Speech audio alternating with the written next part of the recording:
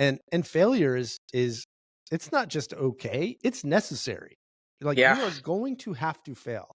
If I was ever to invest in an entrepreneur, I would require that they have failed a few times. That to me means absolutely nothing in the future success. What that tells me is that they've learned an awful lot, and they're probably closer to being successful than if this is the first time that they ever tried it. Right.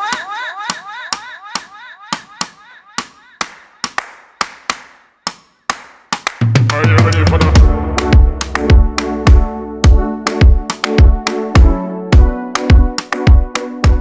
Welcome back. We are here in the studio at Island Money 365. I said, like I don't know my own studio name.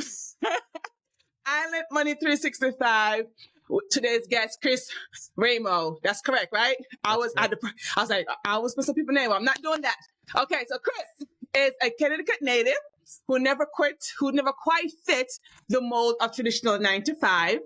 As a college dropout turned entrepreneur. I like how you put that in your bio. I thought that was very interesting, and I love that.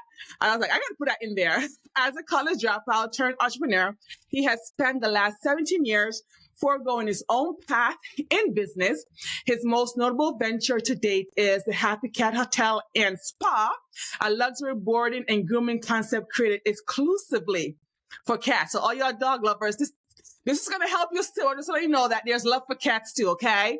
One of the most unique and dynamic franchise opportunities to pounce onto the scene. I had to put it in there, I was trying to play on words. Okay.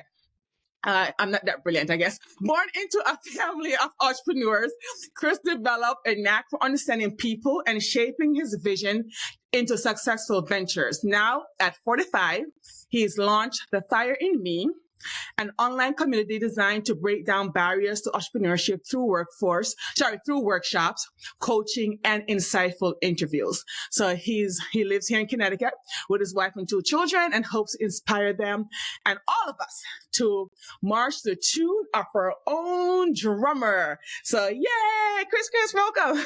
Thank you so much for having me. And I came in a little sluggish today. I had some jet lag going on. Petra, you picked me right up. I'm ready to go. I'm happy. I'm so excited. I'm like, yeah, but that is business, right? That's entrepreneurship. Like sometimes we're just running on fumes, but the love of it and our desire and the fire that burns within us is what keep us going, you know? And that's where that fire in me, we'll talk about that later, I'm sure, but that's where it's that spark. You either have it or you don't. And when you have it, you can't get rid of it. You can't. No, you can't extinguish it. So let's get there. So how did you get from college dropout? I was from dive writing. How did you get from college dropout to building a lucrative franchise? Please connect the dots for us, please. There's a lot of dots along the way. And I actually look at it as if you've ever heard the sliding doors philosophy or theory or the butterfly effect kind of idea. It's just like there was no straight line. It was not, hey, I dropped out of college and we're going to, start a cat hotel and that's going to be the greatest thing ever. No, there was a lot of time and space in between there. And it's just being curious. It's about being curious about the next thing. What is it that's right in front of me? What do I need to learn about that? How can I take that education about that one thing, parlay that into another opportunity? When I started, it was mostly in the restaurant industry. I worked my way up and learned through that process. Then I got into the construction industry and worked my way up and learned a lot about that, and especially getting into the project management and things of that nature. And again, did I have any idea that was going to lead to a cat hotel? No. At some point, the entrepreneurial spirit took over. My wife and I started another business. It was a house call animal care service, and we did that for many reasons. And it was through that experience that the cat hotel concept came to be.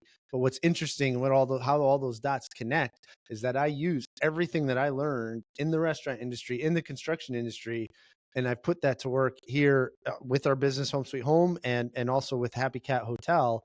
And I look back, and it's like at the time, I had no idea that any of that was going to prove valuable. But it is. And I use it every day to continue building the brand that we have right now. And it's just, it's so interesting. And I just say to young people all the time, you're not going to have a path. You're not going to have a path till you get way down the road. Just go bump into some trees, change your direction, bump into another tree, and keep going, and you will find your way. Trust me, you will find your way. I love that you said that all your experiences lead to this, what you are now. Because I thought about that, and it's like, I love podcasting, I love talking to people, but I often thought about that. What is it that made me feel comfortable talking to people and just have conversation to make people feel at ease when they're talking to me? And it was that in church, I used to be in church all the time as young people in church, young kids, the elderly, like the parents of the church, the mothers of the church, we call them, we should just say, go up, honey, go sing a song for us. And you can't sing, right? But everybody is cheering you on and pushing you on. You just keep building confidence till one day, you're leading youth fellowship or you're doing this. So it really does, whatever success you have is a sum of all your journeys as an individual. So I absolutely agree with that. But I do have to ask you, what in restaurant business helped you in this business? Like real quick, what in the restaurant business helped you here?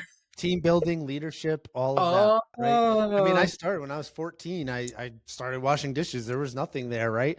But and then also hard work, right? That if we get anyone who comes into any part of our system, even one of the hotels at the corporate level or anything like that, I mean, one of the questions we ask is what are your previous work experiences going back to your youngest time working, and secretly we're looking to hear if they've worked in the restaurant industry, because I strongly believe if you've worked in the restaurant industry, that is a great indicator that you have some work ethic, because it is really hard. I mean, obviously it's not we don't make decisions based purely on that, but that's a nice little indicator of somebody's work ethic, because it's hard. It means they've probably worked weekends. It means they probably worked nights, right? And all of that, when it comes to franchising, like it's a 365-day a year endeavor, whether you're running a hotel that has cats in it or whether we're on the franchise team supporting those hotels. It's constant. We need to take our time off. Of course, all of that stuff is important, but that work ethic is really the big thing from the restaurant industry. And then, like I said, just the team building and, bringing a bunch of crazy people in a kitchen together to get through a Friday night without killing each other is, really, really important. I love it. So if you're a waiter right now looking to start your own business soon, trust me, you're in the right job, okay? The right industry, because that is the backbone to your success. You know what sacrifice is. You know what hard work is. Okay, people? All right. So, Chris, so you originally started with Home Sweet Home, pet care. At what point did you realize cats needed something beyond home visits? And how did that, epiphany spark that creation of a feline oasis? I really want to know that. Yeah, it was, I mean, it was a slow drip, that one. Home Sweet Home was built around house call animal care services. It could be dog training, dog walks, pet sitting, cat sitting, dog sitting. And it was just over the years, whether it was ourselves early on or our team that was going in to take care of animals in somebody's home, we would constantly get this feedback from the cat enthusiasts, especially the cat customers. Is there anything else? Do you know of a place we could bring him? We love your service, but we're going away for a month, and it's probably not going to be enough for him. We're afraid he's going to be lonely, or we're doing renovations in the home, and you guys come to the home. Well, we got to get the cats out. Where can we put them? And everything that's out there then and now, for the most part, except the happy cat, is cages and kennels, and people who love their animals, they don't want to do that. They might if they absolutely have to, but they really don't want to do it. So it was just hearing that feedback enough for long enough time that that again, that little spark, that those ideas started circulating, and we took a stab at it in like 2013. Came up with the idea. There were catteries that existed. There were some cat hotels throughout the the country, but nothing really like what we thought we needed to shoot for. And we went for it, and we went over the top with it. And here we are. It's worked out so far. So I was reviewing your website, and I was doing a deep dive on what is it that you're doing, because I don't have any animals. I'm that parent that's like, you're going to get a fish. I don't want the responsibility. I'm that parent. I'm like, you are 8 and 4. I am not getting your animal. I'm not taking all that responsibility. But I didn't realize after going through your website, I realized you're saying that cats are also social animals. Because in every movie, what do you see? You see the dog, fun loving, jumping on the owners when they come home, greeting them when they come home. But you're saying cat also need that personal interaction and that, personal time too, because they too get lonely and sad. I didn't know that. Every bit of it. And a lot of what we find ourselves doing on a day-to-day basis is breaking down a lot of the stereotypes around cats, whether we're talking about how they socialize, how they interact, just general feline behavior and the misconceptions that come along with it, down to the grooming. People say, oh, you don't groom a cat. We can't groom a cat. Absolutely. I could talk to you for an hour just about that. And so a big part of what we do is education. And sometimes, most of the time, we're doing that education through experience. People are bringing their cat to us. They're nervous, understandably so. She's in a new environment. We've never boarded her before. Is she going to be okay? And 90% of the time, within 24 hours, we're sending them pictures and videos of their cat having acclimated to the environment, interacting with our team, and having a good time, being a happy cat. And it is through the enrichment, it is through the interaction, the stimulation that we provide, which is very intentional in how it's designed. And we're showing that social side of the cat. So when it comes down to it, it's not about the environment, the physical environment, whether they're at home or whether they are, at a place like ours. It is the connection, the human connection, that we need to tap into, and that's what's going to help a cat adjust.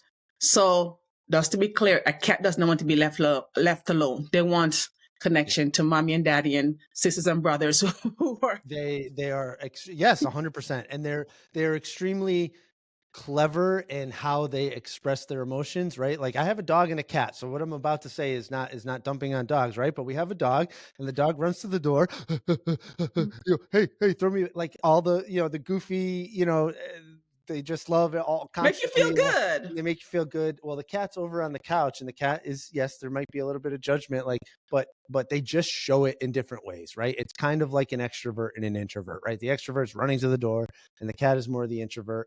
She wants me to come over and pet. And as soon as I put my hand on her, she's purring, right? That physical contact. She knows I'm home. She knows it's the very same thing. It just comes out differently.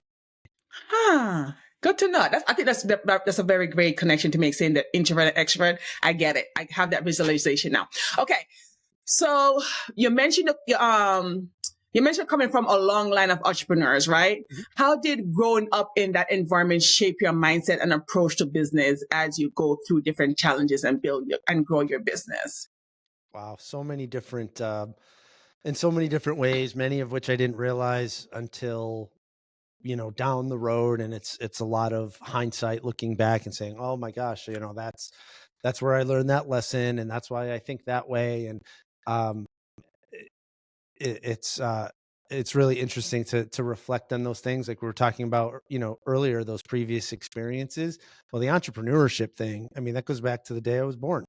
My grandfather owned a business, my father owned a business, my uncle owned a business, my older brother owned a business. And so I've been around it, immersed in it my entire life. I don't know that I ever really had much of a chance to, get caught up in the regular workforce coming from entrepreneurs. And nobody ever pressured me to do anything, for myself. They just wanted success at the end of the day, whatever, any of us ever chose to do. But man, I think when you see the success, and I'll say success relative, right? Success does not equal dollars to me. Success is a comfort and a mastery over your own life. And when I look and I see, the way that those people in my life were able to live their life, taking a day whenever they wanted and not having to answer to somebody about it, right? And working passionately to build a company that they believed in so well, and so much, and that they in a field that they had accomplished so well. Just and I didn't know what it would be. I didn't even know. There was no conscious thought when in my teen years or even my early 20s, like, I'm going to start a business someday. I'm going to start a business someday. There was just constant unrest in my, we'll say, in my soul, wherever I went. Like, I just feel like I can be doing something else, or I feel like I should be doing something else. And one thing led to another, and the concept of home sweet home came along. And obviously we've parlayed that into whatever it is that we're doing now. But uh, very, very mysterious things at work. I'll put it that way. And when I started any of the businesses, a little smile did come across all of those who had done it. Right? They never pressured anybody to do it, but once a Raimo steps up and says, "I'm going into business for myself," it's kind of everybody's kind of like, "There you go. We were waiting for that." We planted the seed. We're just waiting for you to bloom, just waiting for the buds to appear. So okay, let's talk about that, because I'm coming from a family where I do not know if any entrepreneurs, and they probably are, right? Because you lost contact and stuff like that. But I'm not coming from a family of entrepreneurs, I'm coming from a family of workers. And now I'm venturing into entrepreneurship. And I know you say give mentorship and stuff like that. So for those individuals who say, I have no experience, I have nobody who is an example of, for me to resemble, I'm learning everything from scratch. I'm figuring out everything every step of the way. What can you tell them? Because I'm like saying that does not guarantee success or failure. It's your mindset. So what's your view on that? Mindset is basically everything, in my opinion. And I don't know if you can see here, if you can see that picture hanging on my wall. It's the picture of the goldfish underneath, but it's got the shark fin up above, right? And it says mindset is everything. Look, I don't need to tell you, Petrianne, like, it is hard, right? There's nothing easy about it. It is a constant roller coaster. You're on top of the world one day, you're getting punched in the gut the next day. But how you take those challenges and utilize them to make yourself better, make your business better, learn from it, pivot, whatever words you want to use. It all makes you and your business stronger in the future. And failure is it's not just okay, it's necessary. Like, you are going to have to fail. If I was ever to invest in an entrepreneur, I would require that they have failed a few times. That to me means absolutely nothing in the future success. What that tells me is that they've learned an awful lot, and they're probably closer to being successful than if this is the first time that they ever tried it. Right? So that's good. Mindset to me is so much of the pie. And when we talk to franchise candidates, right, people who inquire and they think they might want to do a Happy Cat hotel in their market, the questions are as much around their tenacity, their commitment, their passion, all of how they handle challenges, all of those types of things. It's as much about that as any hard skill set. So you would say success is not depends on if you're born to entrepreneurship family or not. Success is based on you as an individual and your willingness to grind and, run with thrill. Yeah, absolutely. I mean, there's we'll say entrepreneurial families who, because they go through the struggles, they're always, they're understandably so leery of another member, coming into the mix, right? Because they know how hard it is, and they don't want the pain that they have to go through sometimes to happen to whoever's doing it. But they do understand too. Like, if you really want it, you will figure it out. You have to just keep going and going and going. And again, that includes failure too, right?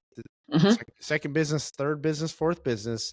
But now I struck it, and we're rolling.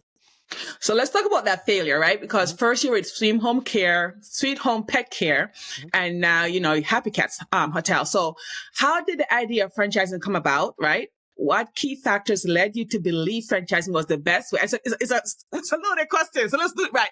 How did the idea of franchising come about? What key factors led you to believe franchising was the best way to scale the Happy Cat Hotel and Spa rather than expanding company-owned locations? Like, so how you got from there to there? So the idea of franchising really just came about from feedback for the most part, just people coming to our facilities in Windsor and East Granby, Connecticut, and asking us, is this a franchise?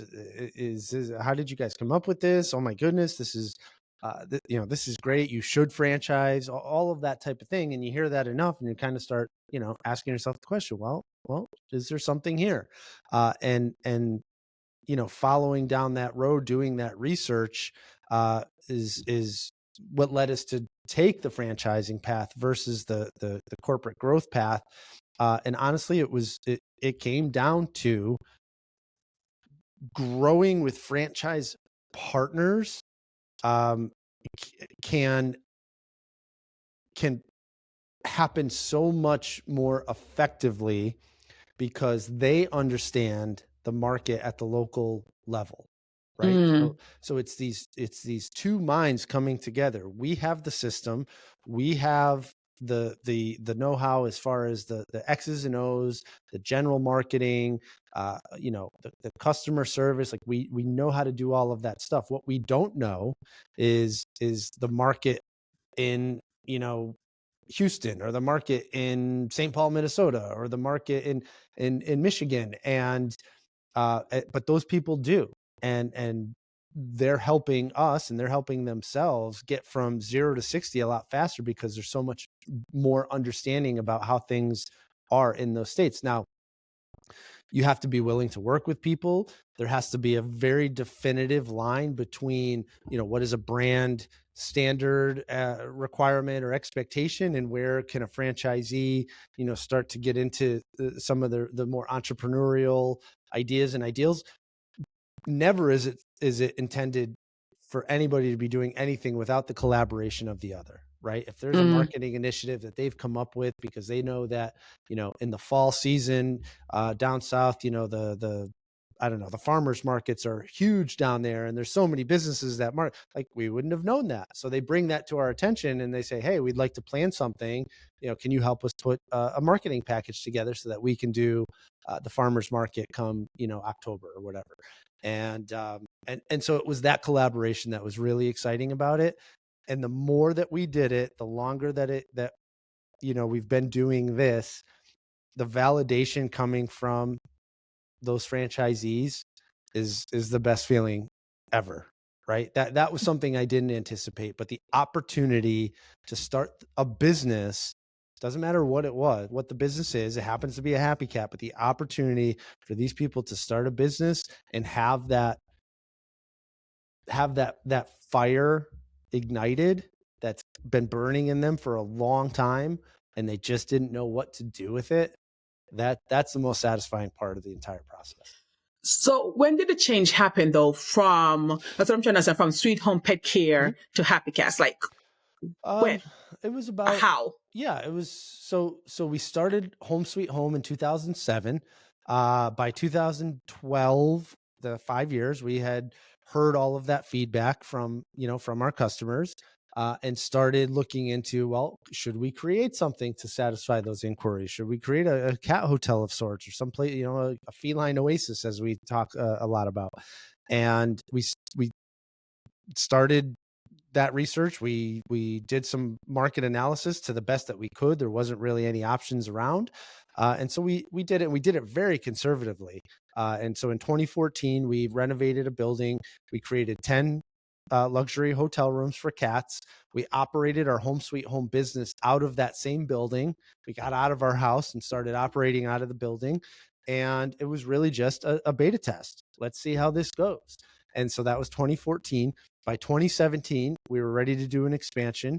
We expanded to 20 rooms. We started grooming, cat grooming. We had one of our key people. They went and got the grooming education, and started developing the grooming program that we still utilize today, 7 years later. And then in 2019, because the feedback, because the demand was so great, we started a second location. And still, hadn't decided about franchising, but at this point, 2019, we're opening the second one. We're now thinking about it. We're looking into it. I'm going to the conferences. I'm reading the books. I'm talking with advisors, so on and so forth. And it was late 2019 going into 2020 that we had started to put the franchising package together, and we started offering franchises in May of 2020. That's amazing. That's amazing. And Go ahead. we sold the Home Sweet Home business actually to a couple of our managers at the time in that late 2019, early 2020. And we knew that we were going to need to focus our time and resources in the franchising endeavor. So that was where that transition happened. Wow. So when developing the your franchise system, what were the most important elements you needed to get right, like branding, operation manuals, training programs, and why? Like what you needed to figure out as you're going through these seminars? Yeah. Everything having to do with supporting the franchisees, right? So operations manuals, training programs, branding is certainly important, but in how they learn to operate the business and maintain, healthy a decision-making perspective, mindset, as we were talking about earlier, is critical, because those first 5 or 6 franchisees are the foundation with which we are going to scale the rest of the business to 50, 75, 100, whatever the number might be. Maybe we get to 1,000 someday. I don't know. But those foundational franchisees are so critical because they are validating for everyone who comes after them. And so they're a very special type of person. They're coming in knowing that they are a foundational franchisee. They're coming in knowing that we don't have every single thing buttoned down and tidied up like a McDonald's or a Dunkin' Donuts might, right? But that's exciting to them. They want to grow with this brand and help us grow this brand to become what it will be in the future. And so supporting them, giving them the tools, the coaching, the mentorship, everything that they need to be the most successful Happy Cat franchisee they possibly can is what we put our time and effort into. More than sales, more than franchise, marketing or anything like that. It was the support. How did you, talking about that, how did you develop your system? Because this is system is what grow business, right? What was that process like, creating systems? That's one of the biggest things for me as I started my business, was putting systems in place that can continue. I have to keep rebuilding every time. Like I do a financial workshop, I reach out to organization, like what was that process like for you, thinking so grand? It's not past tense was, it's present tense is. Like even to this day, we are constantly refining all of our resources. So we just had a grand open for a franchisee in Albuquerque, New Mexico. We just got back Sunday night at midnight. And yesterday we had a roundtable with all of our internal folks here at Happy Cat to recap, to talk about what worked, what didn't, what can we do better? How do we help them set up even better than we might already? And come Friday, we're going to get the franchisees input as well. We want her to go to work for a week and really start to saturate what she's been doing. But we're going to talk to her on Friday. And so it never ends. It's just a constant series of refinements to every system, every document, every manual. And I think you have to be open to that and understand that is just part of the process. Do we have it pretty good? Yeah, we do. But we can always get better. Yes. My husband always tell me good is on the way to greatness. Yeah. That's what he tells me as I'm down there 11 o'clock at night working on my programs. He was like, yeah, good is on your way to greatness. Don't worry about it. So with franchising comes the challenge of maintaining consistency, consistent quality, right, across multiple locations. So how have you implemented systems, like back to the systems again, and process to ensure every franchise uphold that brand vision, like they bind to your vision and standards, because that's very important, right? It is very important. And we've seen some of the benefits of doing that. So we've had customers who maybe they originally went to the Happy Cat in Windsor and they have since moved to Virginia or the DC Metro. And because they know what they get from or what they had previously gotten in terms of service from Happy Cat Windsor, Connecticut, they immediately picked up the phone and called Happy Cat Alexandria, Virginia, without question, and they booked a room sight unseen. Right? Oh, a Happy Cat, we know. So that is right there the entirety of the importance of brand standards. How do we maintain that? It's constant.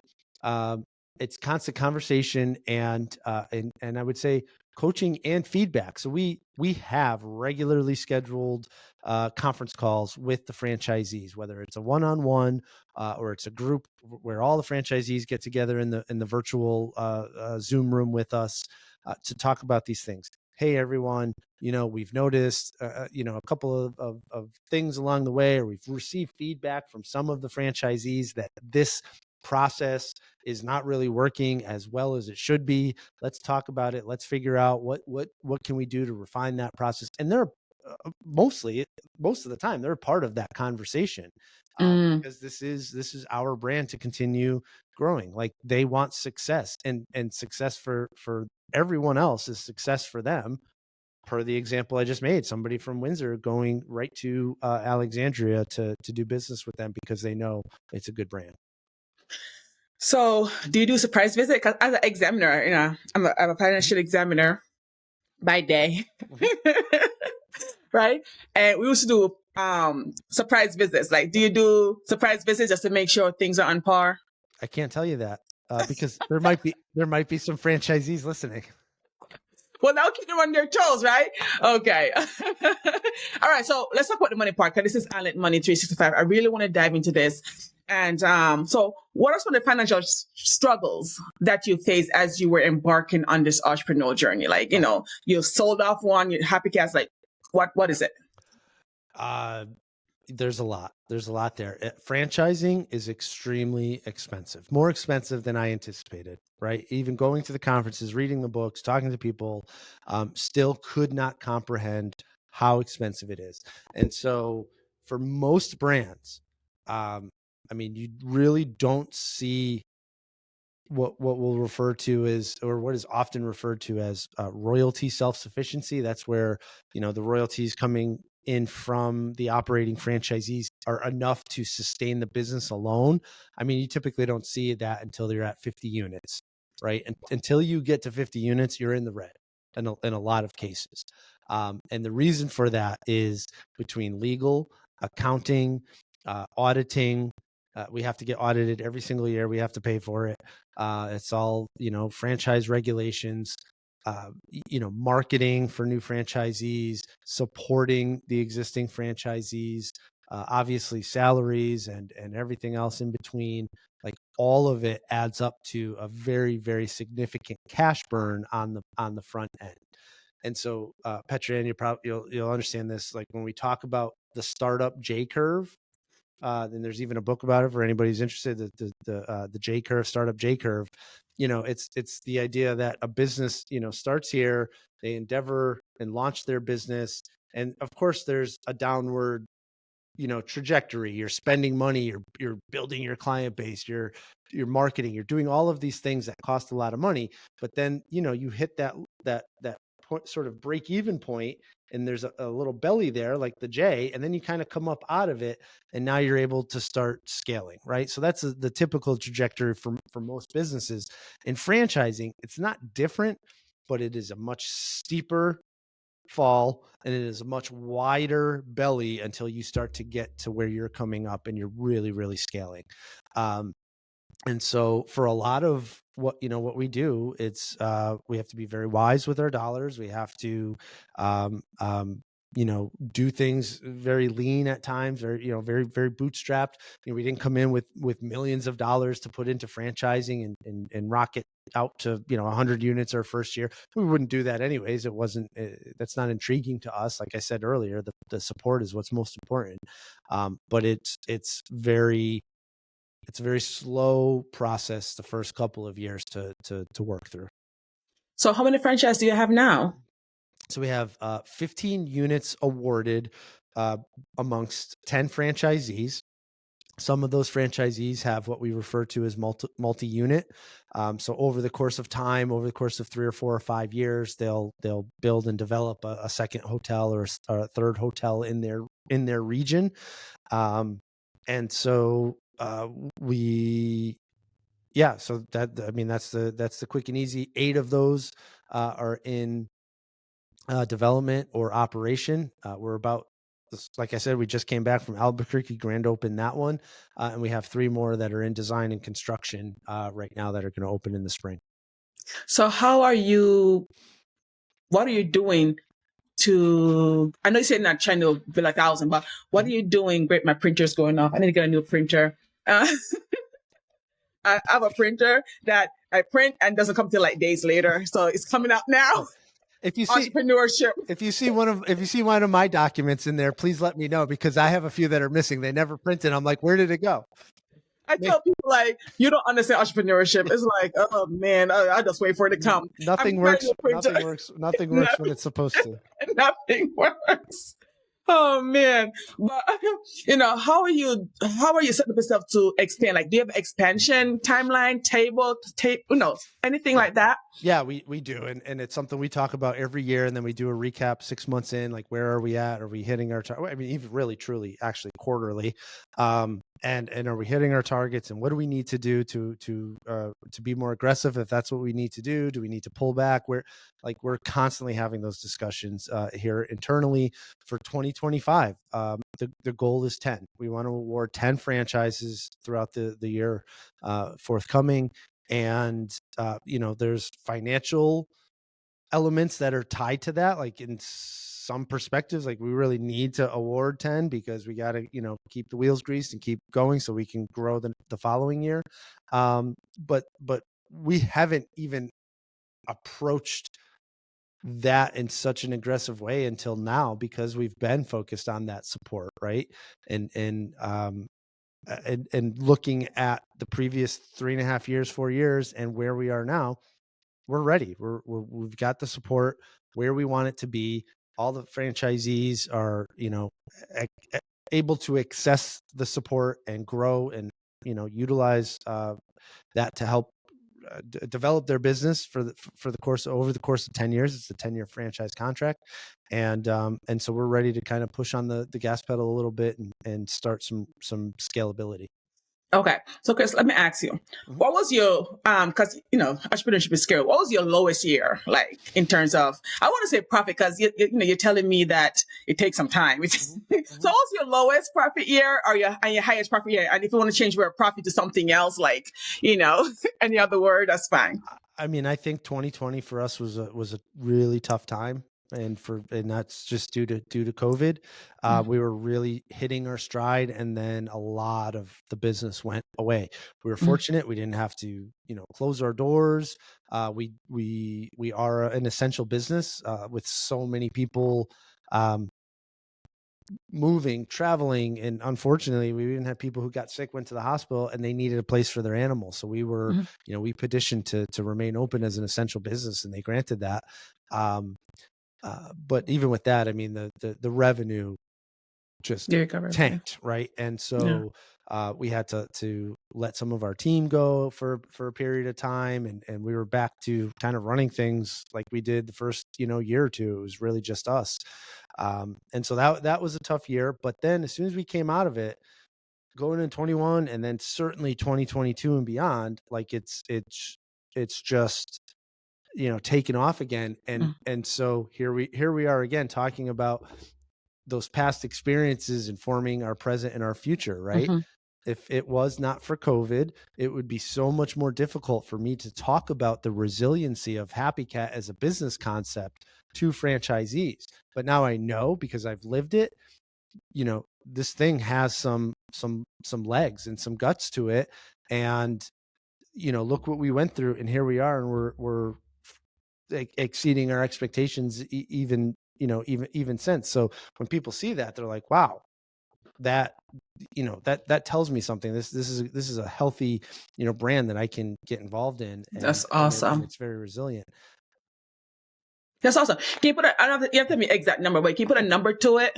Like, gut wrenching versus, oh, we might be coming out of this. Can you put a number? Like on a scale of 1 to 10. Yeah, like, what was the least profit? Like, did you think like 30 below profit percent in sales? Did you like, can you put any figures to it, to the numbers of losses? Yeah, I mean, losses that year, we lost about 75% of our revenue that year. Oh, wow. Yeah. Okay. And what really came of that too was a pivot toward grooming. So we have two primary revenue sources, the hotel rooms and the boarding, and then our grooming. Well, that year, or leading up to that year, it was about 85% revenue generated through the rooms and 15% revenue generated by grooming. When people stop traveling and stop, having reasons to need to board their cat, we quickly pivoted from that being our primary service offering to grooming. And because now people are stuck at home with their cats, they're not going to work, and they're realizing, oh my gosh, I haven't cleaned my house, or there's cat hair everywhere. She's shedding. I'm stepping in hairballs. I have been too busy to notice or to be able to do anything about it until now. Now I'm stuck at home, right? And so we pivoted to grooming, and that revenue shifted from 15 to 35% in that 1 year. Wow. Wow. And so, again, when you're handed lemons, you always look for a way to make lemonade. And that grooming business kept us going through COVID. I tell people all the time, Art, when I'm in my workshops, I say, look, instead of saying I can't, you need to say I can't afford this. People are big and say, oh, I can't afford that, right? Mm-hmm. But how about you say, what can I do? How can I afford it, right? What can I do to afford this thing? So in everything in business, what can I do to pivot? What can I do to keep floating until I get back to this? Or maybe I just need to change or add more product lines, right? And I need to get you on some of our franchise candidate calls because those are the things that people, when they inquire about a franchise, they see the concept, they love the idea, they envision themselves, running or being involved in a Happy Cat, having their own Happy Cat hotel. But 90% of the time it's, I can't afford that, right? I can't. And so those are the conversations that we have with people early on is, okay, I couldn't afford it either. Like I couldn't just go out and, I mean, it's in some of these markets, it's a $400,000 or $500,000 investment to build a Happy Cat facility, furnish it, do all of the things. Like it's not nothing. And we are quite aware of that. Right. But what can I do to get it? What do I have? What do I need to get? And how do I get it so that I can go to a bank and have them, write me a loan that I can use to fund the business, and then the business is going to pay back the loan. I just need to again connect the dots, like you were talking about earlier. Yeah. So how much is the investment? You said right now. How much is the investment to start this? The low end, and this is all based on size and scale of the building itself. Could be anywhere from like 400, 420,000, and if you did a super grandiose one, it'd probably be in the ballpark of 750, 800,000. What's really interesting, and that was for 2024. What's really interesting is we're very diligent in our focus to get those build costs down. And it's not an official number as of yet, but we're looking at a 40% price reduction in construction from some of the engineering that we've done to make these things as amazing as they are physically, but with a much smarter approach mechanically and engineering wise and everything else. So 40%, if we can publish that in the next couple of months, I mean, that's a $400,000 investment to a $230,000, $40,000, $50,000 investment. And that's significant for a lot of people. That is huge. That is okay. So let's keep on that same thing. Let's keep on that same lane here. So how did you determine, because this is one of my biggest problems, or not say problems, this is my biggest challenge. Let's use the word challenge. Okay. The words you use have a lot to say. So how did you determine pricing for luxury cat accommodation and services? And what advice would you give entrepreneurs about pricing high value offerings? I need to know. This is from me. Yeah. I think it's a two-part approach. It's doing your due diligence and your research with what the competitors are and assessing a true and accurate value of what they're offering versus you. And I'll break that down in a second, what I mean by that. And so your research is important, but then also you have to let go and be able to adapt and pivot, right? I mean, we have been all over the map with our pricing, especially early on when we started. I mean, we went from $35 a room to $55 a room to $85 a room to $45 a room, like all over the place. Now the economy has shifted dramatically over the course of 10 years, and we have identified our place in the market. So, I mean, clearly we lead pricing, we lead the market on when it comes to pricing, which is something that we've earned with time and service and everything else. But starting out, it was not that way. And so we actually coach franchisees on this perspective when they come into it. There are many pricing models, but for our purposes, there's really three that we consider. There's your economy pricing, which is, your Walmarts, your Bargain, your Dollar Tree, that type of stuff, right? Then there's your executive or luxury pricing, and that's your Lexus and your BMW and whatever, maybe your Gucci bags and all those types of things. And then there's something in the middle, which we refer to as penetrative pricing. And so for us, we realize that we are a luxury cat hotel, right? There's nothing like it. We absolutely belong in the luxury pricing category. But for us, not us in Connecticut so much, but us in these new markets like Albuquerque, New Mexico, for example, nobody's ever even heard of or knows or understands what a luxury cat hotel is in their market, right? So if we step into it and we come out with this luxury pricing, it's going to freak a lot of people out. I'm not going to pay. They won't even really inquire as to what it's about.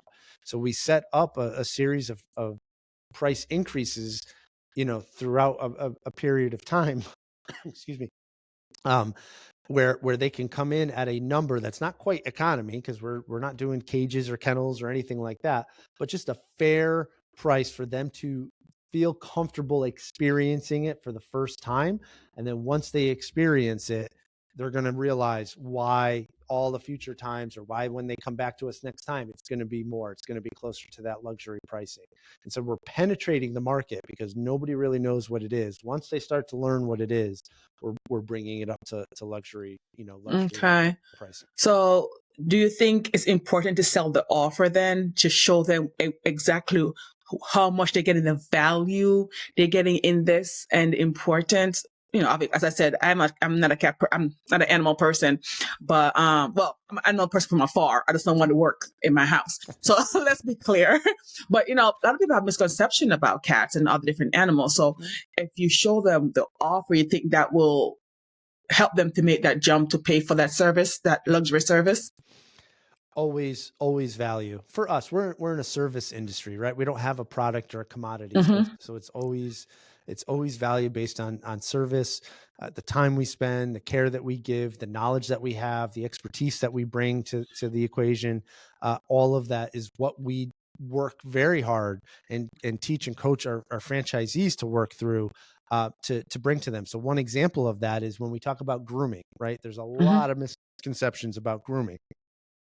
But once people try it, experience it, see the results, they come back, to the point that we've developed a spa club. It's like a monthly membership club, basically. We wouldn't be doing that if the people were not coming back. Like if we were selling snake oil, they would do it once and they never come back. That's not the case. They're like, oh my goodness, she's not shedding. I haven't seen any hairballs and my allergies have gone away. It's because they're bathing my cat and I never realized any of those things would go away. So how do we get them to understand the value? They're going to pay $80, $90, $100, sometimes even $120 for a groom. That seems crazy, right? Well, let's bring them into the spa. We'll have a consultation. We will talk them through our approach, the goals, the benefits, everything that we can do. They're standing right there with the cat and the groomer, and they're having a conversation with the groomer to understand everything that we're suggesting we do, and working that out with them, and basically developing a groom program unique to their cat. And so it's with that value and that education that they're like, wow, okay, this is definitely worth it. I'll pay $100. Sure. Wow. So you started a club. So okay, let's go back. So outside of the core boarding and grooming services, what other streams of revenue have developed from listening to your customers? So there's basic grooming, and then we have enhancements that they can add on. We have things like deshed treatments and dandruff treatments and all of these like kind of little extras that they can opt into if they want to. When it comes to the rooms, there's lots of amenities that we can add on. Like we have webcams, we have additional playtime, but additional enrichment time that they can purchase. We provide that as part of the room reservation, but they can always get more time blocks, if they desire to. We have super flexible check-in and check-out options, right? So it is like a human hotel where typically people check in the afternoon and they check out in the morning, but say they got in late, like I did coming in from Albuquerque, and they don't want to have to get there by 9 a.m. to check out their cat. They can request a lazy cat checkout. It's $20, and they can come in and later and check out their cat, later in the afternoon. Awesome. So how do you reach your audience? How do you get to this target audience? A lot of it is social media. That's really a big driver for us. Facebook, Instagram, because what we do is visually stimulating. When you see the rooms and when you see the interactions that we have with the cats, you realize it's not like a Jiffy Lube, like all the cars are the same. It's like, I see you saying that. I want to have an image in my head, like, yeah. And so there's an emotionally charged connection too in what we're doing, and that can be presented so well in social media. So we boost a lot of posts. We do a lot of Facebook and Instagram ads, and our organic feeds and posts really drive a lot of business as well. And then of course Google. So you make it known that they need this. You need this service. You need. Yes, but honestly, like in such a passive, in a passive way. We call it inception, right? So we'll take a picture of a cat that had just recently been groomed. We'll show the before and the after, right? And we'll frame that up, and we'll put that out in social media. We'll say, this is the cat before. This is what a cat looks like when it grooms itself. This is what a cat looks like when a happy cat groomer grooms it. Period. End of statement. That's all we need to do. And here's the link for you to, and the phone rings and the links come and drop the mic, Chris. It's done. All done. All right. I know we're not to time, but I want to hear about the fire in me, because I thought that was very, very important. Talk about that, please. So the fire in me came from this experience that we were continuously having with franchise candidates, right? And I mentioned it a little bit earlier too. They come into our franchise inquiry pipeline. We have some initial conversations with them. They think they like the idea. They're really passionate about it. They want to do it, but they're inevitably far more often than not, there's a barrier, right? It could be a financial barrier. It could be an emotional barrier, fear-based barrier, resources, something, right? They don't think they have the expertise, something that they're not even necessarily sharing with us, but inevitably they start to ease off the inquiry, and they'll say, maybe it's not for me. Or sometimes they just, stop reaching out altogether. And that's just part of life in a sales process anyway. But it really bothered us, because a lot of these people were great candidates from a personality perspective, right? And so I'm just like, how can we help them work through these barriers? What if there was a group? What if there was a community, something like that validated for them that these barriers are not just unique to them? B, here are some actual strategies that we can implement to help you get through those barriers, and so on and so forth. And so we developed the Fire in Me aspiring entrepreneurial community. That's the key word, is aspiring. So it's for people who have that flame, have that little flicker, haven't made the jump yet, are afraid to do it, aren't sure that they can, don't know how, all of those things, the community is there to help them work through those barriers. And who knows, maybe they work through the barriers, they get the coaching, they learn all the things, that they join the roundtables and they build that confidence, they work through those barriers, and they go off and they start their own business. That's great. That's like, what more could we ask for? Maybe they yeah, go ahead. Go ahead. I didn't mean to cut you off. Go ahead. And maybe they come back around a year later or 2 years later and they knock on Happy Cat's door again. Great, that's fine. But either way, we're just trying to look, I feel very passionate about entrepreneurship in general. I have always been frustrated with the idea that, well, if it's difficult, and you see the failure rates of a lot of entrepreneurial endeavors. We talked a little bit about failure before. And as a society, we so often just kind of shrug our shoulders and say, well, it's hard. Yeah, it's hard. I don't accept that. Like, I don't think that our society should be accepting the failure rate of entrepreneurs. Why aren't there more resources? Why aren't there more opportunities? Why isn't there more mentorship? Like, what are we doing to help people who have this fire belong somewhere else and help them make that jump? So, okay, good. I like that. So if you could give one piece of actionable advice to someone considering launching a niche business or exploring franchising, what would it be?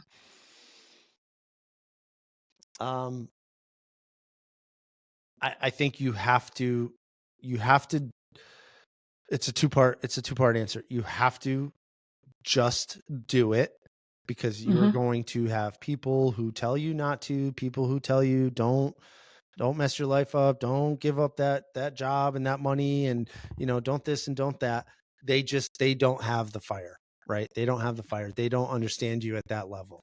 You have to just be willing to do it, and you have to not be afraid to fail. That's the only thing.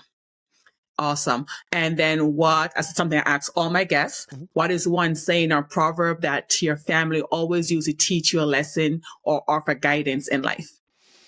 That came from my family? Or anybody in your life, but usually family, yeah. But it can be anybody in your life, that one person that said something like, okay, that really straightened me up. Or I use it or fall back on it. So there's, I got two, and I'll be quick. Yes, go ahead. So one is the Peter Pan proverb, and it's when he was trying to convince Wendy to take the fairy dust and fly. And she says, oh, Peter, but what if I fall? And he says, oh, but Wendy, what if you fly? I like that. Right? I like that. What's the other one? And then the other one came from my uncle, and this is very business oriented. And he said, your job as an entrepreneur and as a business owner is to get smarter than everyone who's advising you around you. So your attorney, your accountant, your bookkeeper, all of that. You should be learning from them to the point where you become smarter than them. And then when you get to that point, you need to find new people to learn from. So it's just, you're constantly working to learn. And it doesn't mean you have to be the bookkeeper, you have to be the accountant, you have to be the attorney. No, that's not the point. The point is, if you're asking questions to them that they can't answer and that they're not sure, and I haven't thought of that, or then you need to get in the room with some smarter people. So you're just constantly looking to move up and upgrade. Awesome. Chris, where can they find you? Tell them, where can they find you? So, in this office, most hours of the day. And if I'm not here, I'm at a wrestling practice with my son, or a dance practice with my daughter. And I'll answer that question 1 second. But you did say you have an 8-year-old and a 4-year-old? Yes. Me too. Same exact age, 8 and 4. It's pretty wild. So it was meant to be. happycatfranchising.com is really the place to go. And also, I guess we have the Fire Me community is the fireme.com. And that's for those aspiring entrepreneurs. And if you want to learn anything about Happy Cat, it's Happy Cat Franchising. And your social handle?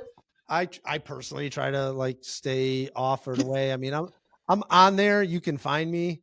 But really most of it's through the company, Happy Cat Hotels, Happy Cat Franchising. We have Facebook, Instagram, TikTok, all that stuff. Is there a cost for the Fire in Me platform? that Yes.